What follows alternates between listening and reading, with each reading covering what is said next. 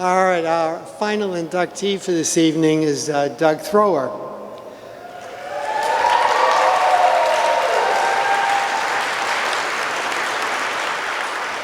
To most of us, of course, Doug is known as a part of that heart and soul of the Bluecoats and their brass quality. When you watch this year's Bluecoats production with a treasury of music from the Beatles, you can easily understand what Donnie Van Doren meant when he said, quote, Doug's arrangements are creative, innovative, and current. He was and has been instrumental in the growth of the Bluecoats over these years, and the Corps won a DCI championship recently, sparked in part by their wonderful music compositions and their remarkable competence in playing those compositions. Of course, all drum corps productions are team efforts. The fact that Doug exhibits, and I quote from one of his support letters, a warm and approachable personality is part of the power of the Bluecoats team. Such a cooperative style is usually critical to ongoing success, something that the Bluecoats have been experiencing. And when Scott Coder said that Doug is, I quote, a wonderful teacher and role model, we understand who he is, and we understand his successful path to the Hall of Fame for Drum Corps International. Doug, would you come up and join us, please? Okay, tickles. Let's see here. All right, just so I don't forget, I need to do this first. I'm going to thank my partner and confidant and my best friend, Tom Rarick, for reminding me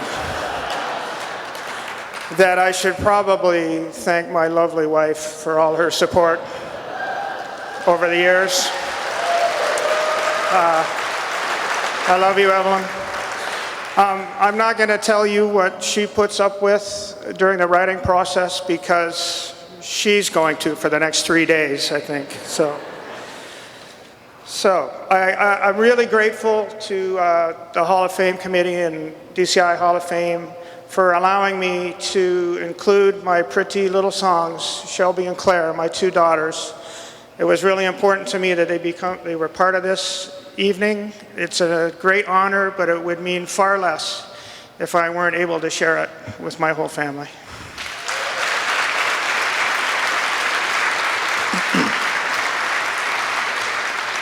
It is dry up here, John. You're right, man. Yeah, all of a sudden.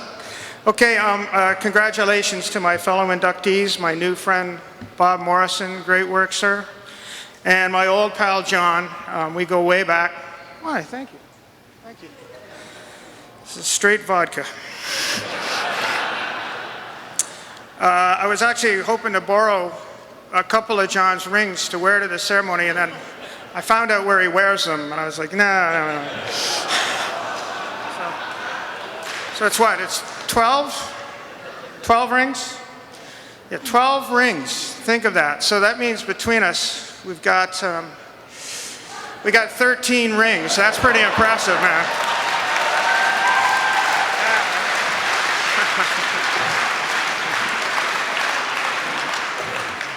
So again, thank you to the DCI Hall of Fame committee for the award, especially to Dave Glasgow for the nomination. Dave's one of my dear friends.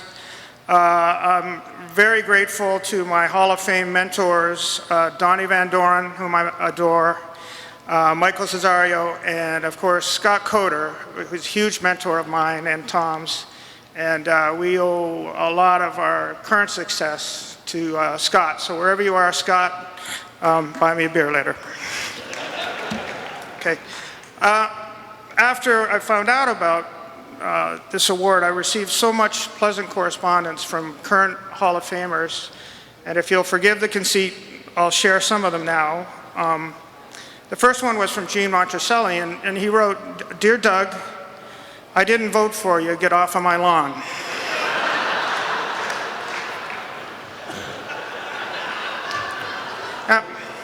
The next one was from Donnie Van Doren. It said, "Dear Doug, daw, daw, daw, daw." Da, da, da, breathe, da. That's all he ever says. And the last one was from Wayne Downey, whom I admire. His letter read, Dear Jeff,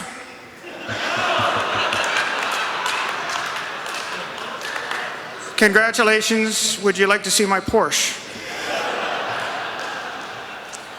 So I need to acknowledge some old friends from the Ontario Corps scene that I belonged to before coming to the Bluecoats. I too have a venture connection, but I signed one of those forms, so I'm not allowed to talk about that. My first corps was actually a corps called the Crescendos. Thank you. They were from Peterborough, Ontario, a little hockey town. We wore purple, so you damn well knew we meant business. My oldest friends are from this group, including, is that from Coder? Thanks, buddy. Keep them coming.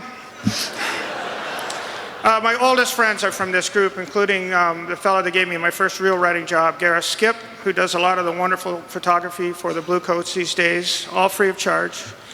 And my late great friend, Bob Gilligan, who couldn't be here tonight because he's still dead. Thank you. After the Crescendos came the Canadian Knights, and that, as I said, that was, thanks, my first real arranging job. I love it when I see people from this organization, from the Canadian Knights, because this is going back 35 years, and all the time I see groups of these people still hanging out, and I think, mission accomplished. That's exactly what the organization should do for a group of people, okay? I also, I read this now and it looks like I'm kind of a corps whore because there's 3 more corps to go. Seneca Optimists, Dutch Boy, and Kiwanis Cavaliers, many wonderful friends from those groups in Ontario. And finally, I want to thank the Bluecoats organization. This is my 28th year with the Bluecoats.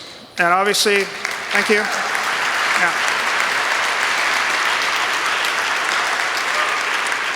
Yeah. They told me I could stay until I got it right. So this is obviously home to me. I've had great bosses ever since I got here, bosses who had their priorities in line and always put the members of their drum corps first, no matter how we were doing competitively. They are Ted Swaldo, my dear friend Dave Glasgow, Jen Geisler, Mike Scott, and my old friend Bill Hamilton, who probably should have fired me that first summer for stealing the barber pole off a wall in Mentor, Ohio. The authorities were involved. I need to thank my fellow designers from the Bluecoats, John, Dean, Tom, Matt, Aaron, Jim, Greg, and Michael. You know what? Sometimes it's okay if you're not the brightest bulb in the room. When you're surrounded with people with that level of talent and commitment and spirit of adventure, I mean, it's really the best luck I've had apart from starting my family with my wife. And I love you guys like brothers. Thank you. And lastly, the last person I want to thank is my high school music teacher, Peter Ford. I grew up in a little town called Peterborough, a little hockey town, and by some fluke ended up with this incredible music teacher who taught me to sight read. Really sight read. To this day, that's the only musical skill that I can say I'm proud of. He told me in my last year of high school, so I guess it was year 7,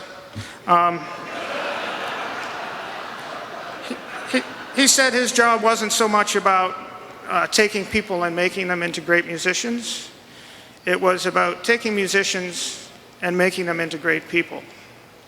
Surely what we do is a great opportunity to do that. I think we can do it. I think we can help create compassionate, empathetic, inclusive, and kind students.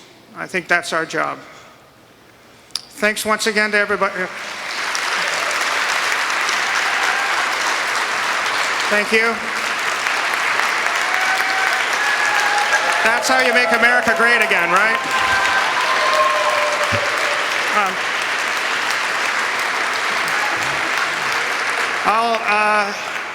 I'll be signing body parts in the lobby for the next 10 minutes.